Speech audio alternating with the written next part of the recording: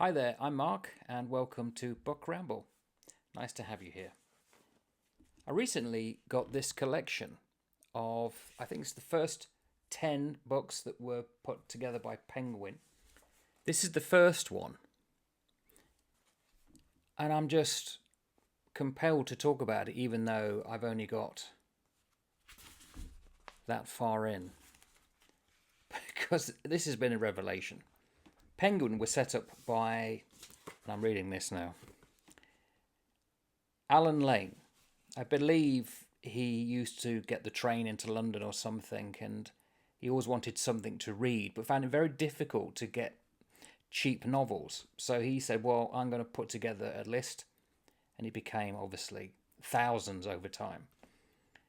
And when he selected in 1935 what was going to be the first books, I wonder why this one. Because you're going to have to make an impact. Now, obviously, it may be that copyright. He couldn't get the books that he always wanted. Or perhaps he did, I don't know. I mean, he got A Farewell to Arms, and, that's Ernest Hemingway.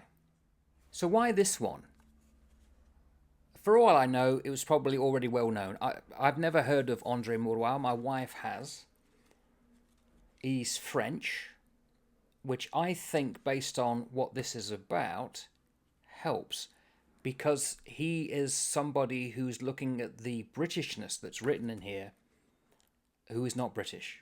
Perhaps you can come from the angle of being out of that British box and write things that a British person probably wouldn't. But what a book to choose. This has to have the greatest opening of a novel that I've read ever, which is why I feel compelled to talk about it. I got through to the point in time in chapter 3. It's called, chapter 5. Quod erat demonstrandum. It's where Percy Bysshe Shelley is expelled from university. And it starts off with chapter 1, Keats Way. Never heard of Keats. But supposedly this is the guy that was running, or the headmaster of Eton, the public school, which is really a private school where the rich elite sent their boys to be taught. And this is in the early 1800s, 1810, somewhere around about then. And it's Dr. Keat. And he says in the year 1809, George III appointed him as headmaster. So he had to be put there by the king. And the reason this is so powerful is because it looks at British society in such a way, it's quite brutal. It's a condemnation. He says, this is the man who had birched half the ministers, bishops, generals, and dukes in the kingdom. So, Britain of the early 19th century. And Eton has a reputation as being quite a tough place, a bit like Harrow, where the great ministers of the state were educated.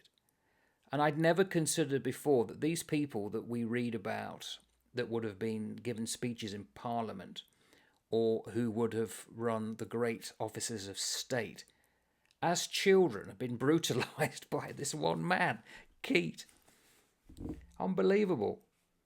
And Maurois gives, I hope I'm pronouncing that correctly, he states that for England required from her public schools a generation of smooth-tongued hypocrites in order to crush out any possible republican ardour in the young aristocrats of Eton. This is what they had to go through. And of course, that's a reaction at the time against revolutionary France, the fear that Britain could also fall into that same kind of revolution, and therefore they took a whole generation after generation of kids and absolutely bullying. There's a Scottish comedian called Frankie Boyle who talks a lot about this kind of stuff, but more modern era. And so rigid was the education for these young men. They learnt a lot of classics. It was beaten into them, literally. That he says, this is Maurois, Pitt, who was the Prime Minister, in the House of Commons, being interrupted in a quotation from the Aeneid, the whole House, Whigs and Tories, they were the two opposed parties at the time, Whigs and Tories alike rose as one man to supply the end. They knew it off by heart.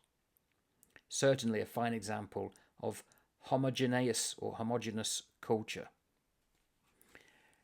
And then he really, again, puts the knife in, talking about this culture and this place and the way it treated children.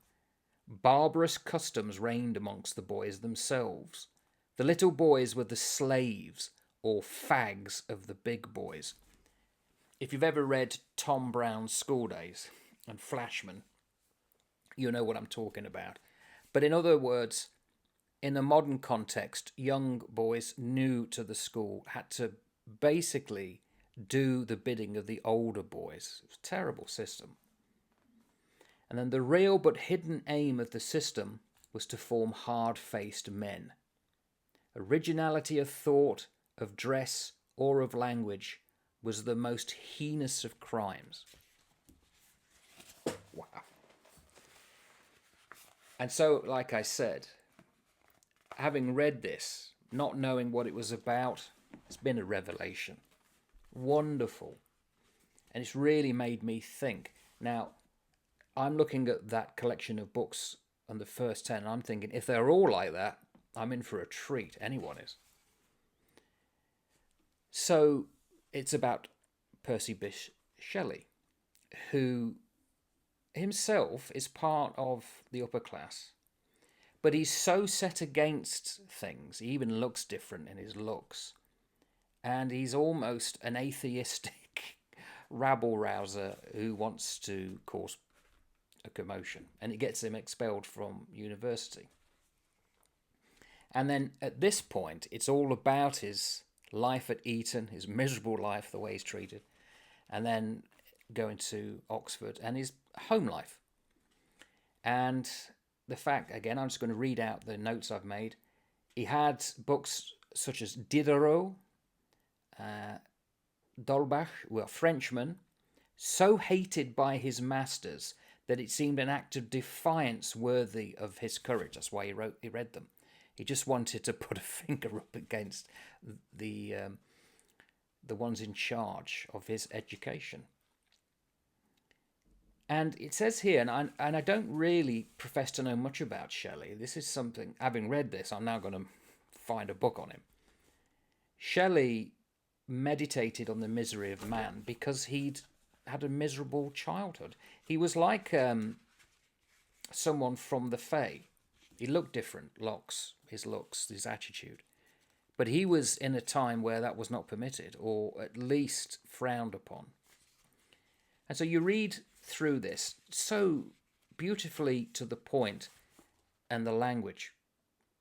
So as I'm reading through this, I made notes here because an interesting thing comes up, and this is the author. The author does inject himself at certain points, and we have to bear in mind it's his opinion. He's of a certain era. He talks about women. He says, "It is rare that pretty women show a taste for dangerous ideas. Beauty, the natural expression of law and order, is conservative by essence. It upholds all established religions of which it adorns the ceremonies. Venus, in other words, women, was always the right hand of Jupiter." Well, that's his opinion, the author. So we have to bear in mind he could be prejudiced in what is being said here. But he seems to give the lie, the impression, which I've got here, I made notes, that Shelley may have been bipolar. That's probably a modern way of looking at it. Probably hadn't been invented then.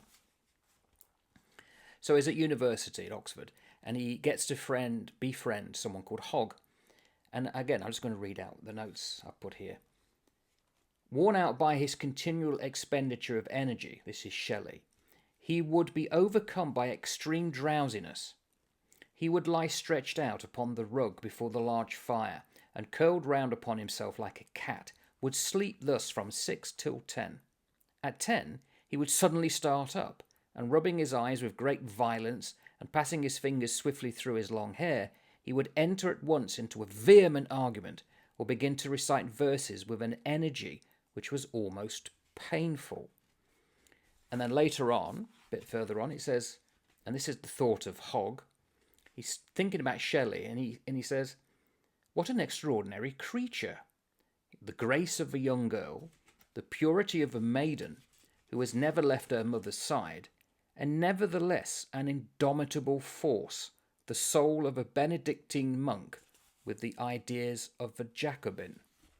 Now, the Jacobins were, of course, to do with the French Revolution. In other words, radical ideas. I think the quote of one of his... I think he becomes friends with Byron. And wasn't Byron said to be mad, bad, and dangerous to know? So if that is the case, Shelley's in line with that.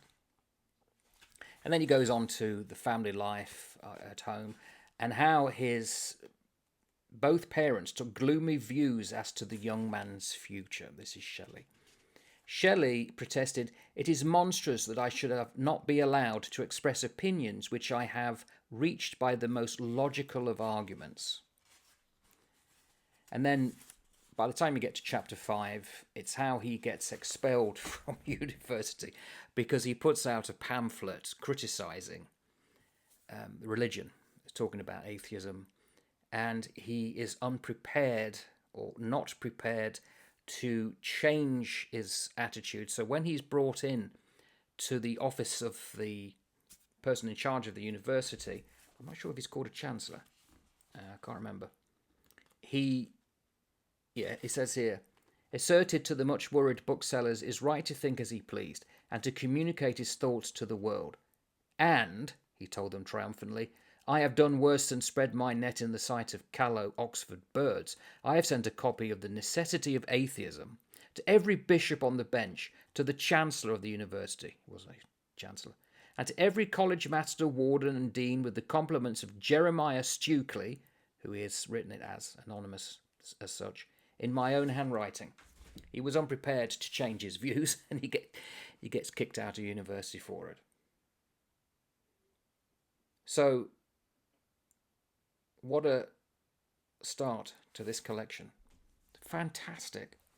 And he gets to the point where very quickly he set the scene. This is the author, and he's shown you what Bysshe Shelley is like, and he's totally against those in charge or above him. He's kicking the ankles of those who he feels stifle thought and free ideas.